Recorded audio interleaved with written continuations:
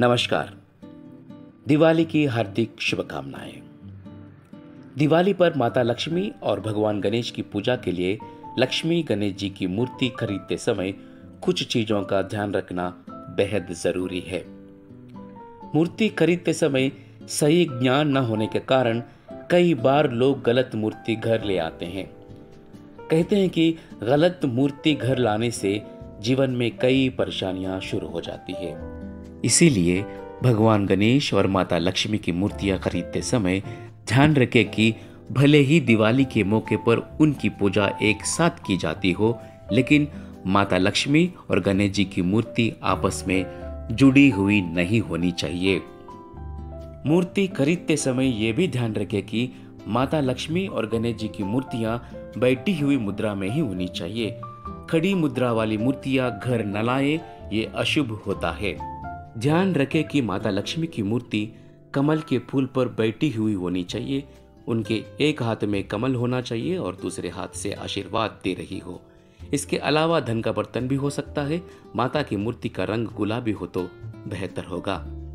गणेश जी की मूर्ति की सूंड बाईं ओर होनी चाहिए।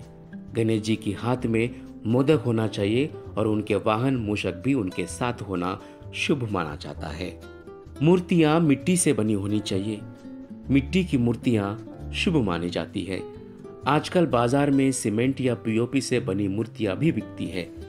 ऐसी मूर्तियां भूल कर भी घर न लाएं।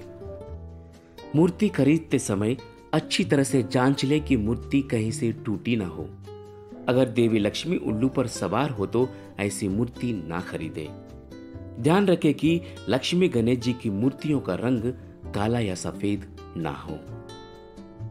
पूजा के लिए पुरानी मूर्तियां नहीं चलेगी, क्योंकि स्थापना हमेशा नई मूर्ति की होती है। ऐसे में लक्ष्मी गणेश जी की नई मूर्तियां ही घर लानी चाहिए। दिवाली पूजा में माता लक्ष्मी और गणेश जी की पुरानी मूर्ति को दोबारा बिठाने से ग्रह और वास्तु दोष लगता है। साथ ही पूजा का पूर्ण फल भी नहीं मिलता है। इसीलिए नई मूर्तियां ही घर में स्थापित करना शुभ और लाभकारी माना जाता है। हमेशा पूजा के बाद मूर्तियां विसर्जित करें। हालांकि अगर पुरानी मूर्ति पीतल, सोना या फिर चांदी की है या अष्टधातु की है, तो ऐसे में आप गंगा जल से शुद्ध करके दोबारा पूजा में स्थापित कर सकते हैं। इस वीडियो में इतना ही। फिर मिलेंगे अगले वीडियो में। धन्यवाद।